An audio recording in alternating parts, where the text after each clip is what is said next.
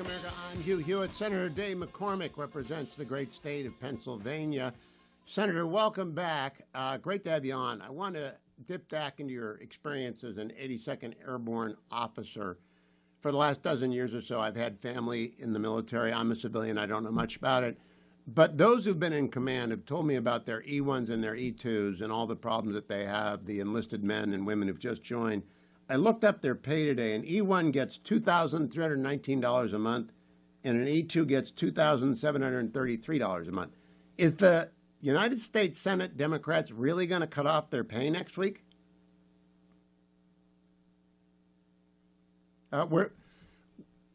It's on your end, Senator. We don't hear you. We were There we hearing go. you. There we go. Sorry about that. There we go. Go yeah, ahead. you're absolutely right. The Senate Democrats, the Schumer shutdown looks like it's on a path to take money out of the pockets of the E1s and the E2s. These folks are living paycheck to paycheck.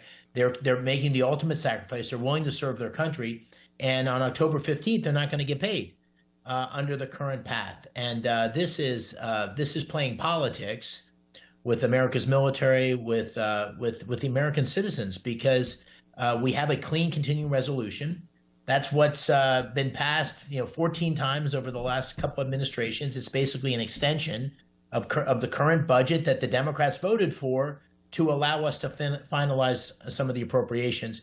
And the Democrats are so upset with the Trump agenda that they want to hold that, hijack that and hold it hostage to their spending priorities, including undoing some of the reforms we had for Medicaid, allowing illegal immigrants access to health care, and extending the subsidies from Obamacare that were put in place during COVID. These are just unacceptable things. It's not a serious proposal.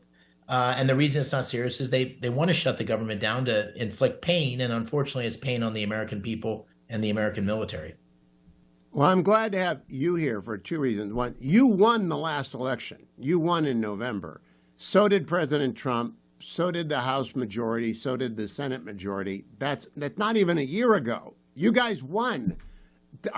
Your colleague, John Fetterman, at least has the decency to vote to keep the government open. And I know that we've closed it before. Republicans closed it before over Obamacare, over big issues. There is no issue here. The negotiation goes on, right? Absolutely. And listen, I'd go so far as to say, I think just government shutdowns don't make any sense. I think I wouldn't support it whether it was either party, and that's the way Senator Fetterman feels. And I've actually supported legislation and co-sponsored legislation from James Lankford, which would eliminate the ability to shut down the government based on the fact that we haven't finished the appropriations process, because it's just bad for everybody. It's not responsible. So I think what's happened here is the Schumer and the gang are playing politics, trying to use this as leverage against President Trump, and it's irresponsible. And listen, what President Trump is doing, you can agree or disagree with it, but if you go to the agenda that he campaigned on, we are in the process of implementing that agenda. And this is, I think, bad behavior on the part of the Democrats, and I think it's unfortunately going to hurt some very vulnerable people among us. Now, Senator Fetterman, Senator Cortez Masto of Nevada, and Senator Angus King, the independent who caucuses with Democrats from Maine, voted with the Republicans. You got 55 yes votes. Rand Paul doesn't vote for any bill that doesn't cut spending, which is actually a truth test of this bill. It doesn't raise spending. It doesn't cut spending because Rand Paul won't vote for it. But you need 5 more Democrats. When do you think you'll get them?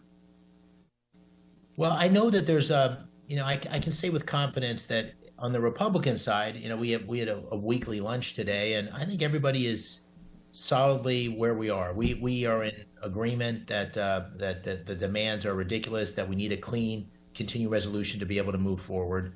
And then that opens up to go back to standard appropriations. On the Democratic side, I think there's a lot of consternation. And I know through personal interactions, a number of people have reached out to me and other members of our caucus and are looking for an off-ramp. And there really isn't an off-ramp. There's nothing to give because there was nothing. This is a clean continuing resolution. We're not trying to win political points with this. We're trying to keep the government running so we can get down to the business of governing through standard appropriation. So I think they're feeling some pain on the Democratic side. They're in a cul-de-sac.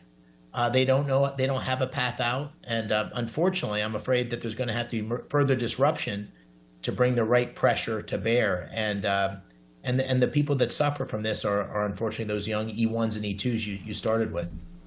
Well, everyone else in the federal government can quit if they want. I like to tell this to everyone. If you don't like not getting paid, it's sort of a feature, not a bug of the federal government on the civil side. You can always go find another job. That's coming. But you can't when you're a kid. You sign up for the military in high school. You're 18 years old. You expect to do 4 years and get the GI Bill or maybe longer if you like the life. But you don't expect not to get paid. And some of these kids have kids. I really cannot believe Democrats are going to do that. Aren't they the party of working people, or didn't they used to be? I guess the Republicans are now. We are. We have become the party of working people. That's the coalition that elected me. It was the building trades and the folks in rural Pennsylvania, rural America that are living often paycheck to paycheck. And I think the Democrats have lost the story here. And again, we can have big policy disagreements. So this is not about agreeing to something or forcing them to agree to something they don't believe in. This is about keeping the government running on a budget that was already approved, so we can get down to the business of governing. And I think it's a reflection of the times. The fact that Chuck Schumer, you can run all those previous statements of him on the floor saying shutting down the government's irresponsible, but there's a fringe left in the Democratic Party that wants to show resistance to President Trump. They've decided this is the way to show that resistance, and unfortunately, it's a decision that's going to lead to real suffering. And those young men and women, you're right. Some of them are newly married. They have children. They are truly living paycheck to paycheck, and this is going to be a huge burden on them. Same with our Border Patrol. We've stemmed the flow of illegal immigrants. It's been a remarkable turnaround, and we've depended on these folks living and working on the border. They too are going to suffer through the lack of getting paid beginning in a couple of days.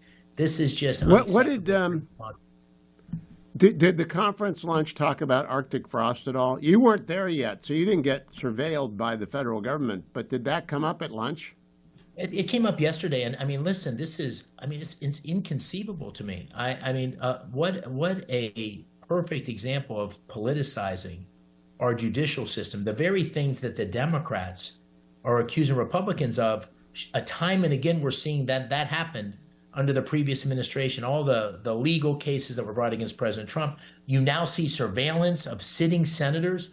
I mean, this is. I certainly acknowledge and thank Senator Grassley for bringing this to surface. Kash Patel for bringing this to surface. Now we need to go through a process through the committees of ensuring we have full transparency on what happened here, and we need to lay down a marker that this just cannot happen in our country. This is like Soviet Union stuff in the 70s and 80s. This isn't America. Well, I hope you guys consider a select committee. You got enough really smart people in the Senate, many lawyers, to put the spotlight on this, because it should never, ever have happened and cannot happen again. Senator Dave McCormick of Pennsylvania, thank you for joining me. I'll be right back, America, on the